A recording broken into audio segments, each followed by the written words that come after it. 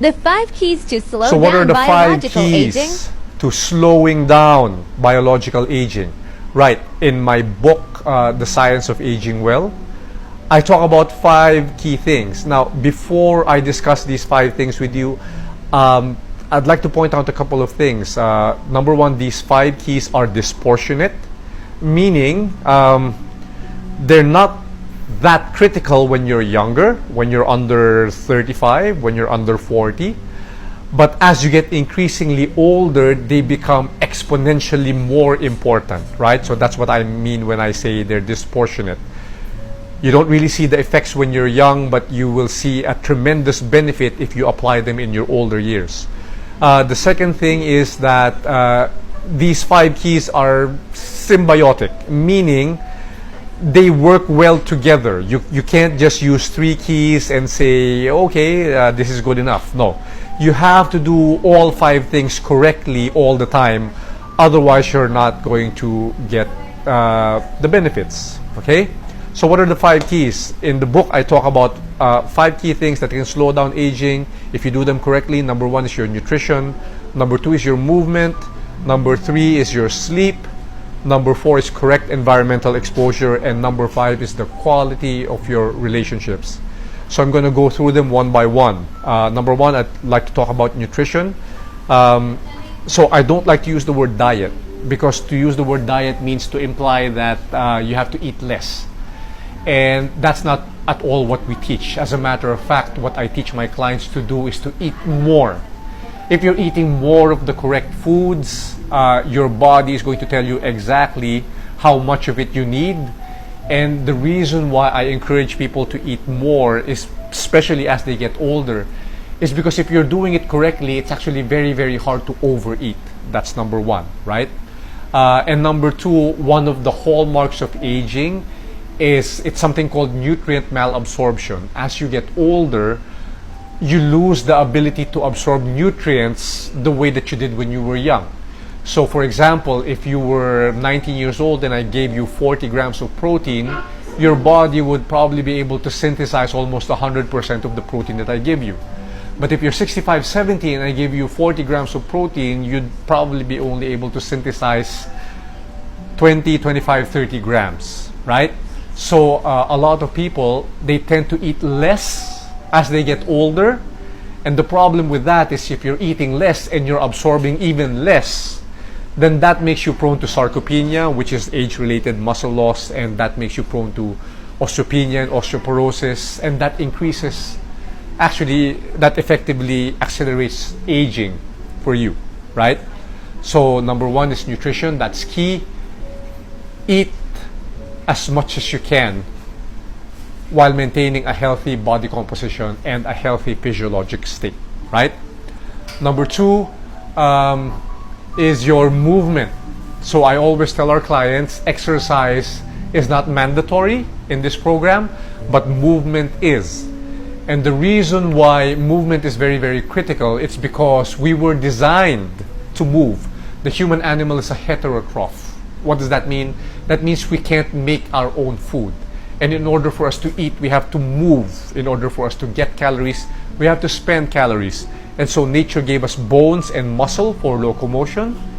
And you will find that essentially the more you move, the thinner and healthier you become. The less you move, the fatter and the sicker you become, right? We were designed to move. And there are two very, very important metrics that I track when we talk about movements for our 360 anti-aging program. Number 1 is our VO2 max, or your ability to utilize oxygen, right? Your respiratory rate. And number 2 is physical strength.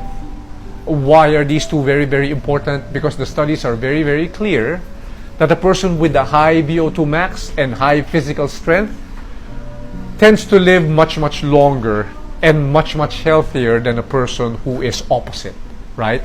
So those are very, very big metrics. A high VO2 max and high physical strength confers an almost 400% greater protection against something called all-cause mortality, or ACM, right, which is dying from any cause. So I always track these metrics, and I will tell the client to do whatever it takes to raise their VO2 max and to raise their physical strength. Number 3, sleep. So this is obviously very, very important, but most people don't really understand why. It's because sleep is the time when the body actually repairs itself. Whenever we're awake, in our waking hours, the body is actually catabolic. You're breaking down tissue, you're breaking down protein, you're breaking down bone. And it is during sleep that the body builds itself back up again, right? So the quality of your sleep in a very, very large way determines your body's ability to repair itself, to make itself brand new again. So sleep is a very, very powerful anti-aging intervention in that it prevents premature aging, right? If you're always catabolic, you're always breaking down because you're not sleeping enough. So that's the third quality. And the fourth key is correct environmental exposure. So what does this mean? We have basically evolved as human beings for the past 200,000 years as Homo sapiens around the Earth's natural environments. We used to spend 90% of our lives outdoors.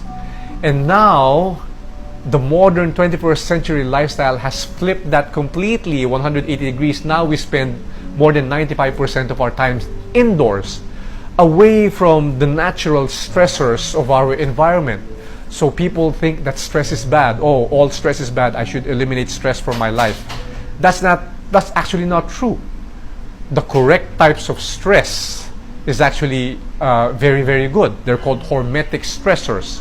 Hormetic stressors are things that will temporarily cause stress to your body, but ultimately will make your body stronger because your body has to adapt to the stress, right? And these stressors are provided by our external environment. And if we fail to expose ourselves correctly, to being grounded to the earth, to being exposed to natural sunlight, to being exposed to having to hunt for our food, having to move, to forage, we are effectively making our bodies weaker.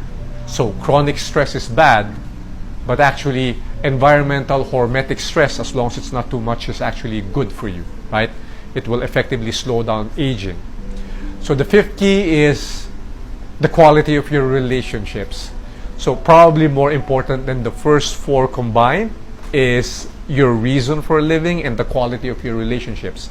So the science is very, very clear here. For individuals who are very, very long-lived, they have very, very strong and stable emotional connections with other people. So if you look at areas of the world where they have large populations of centenarians or people who live to over 100, you're talking about Ikaria, you're talking about Loma Linda, you're talking about Nagoya in Japan. These places, they have very, very different diets, they have very, very different lifestyles and cultures, but the one thing that they all have in common is that they have very, very strong community relationships. The old people interact with the young. The old people are still useful to society, right? They're still contributing. They're still part of the group. And scientists believe that this is one of the reasons why these people actually live long and healthy. And if you have good quality relationships, that has actually been shown to slow down your rate of aging.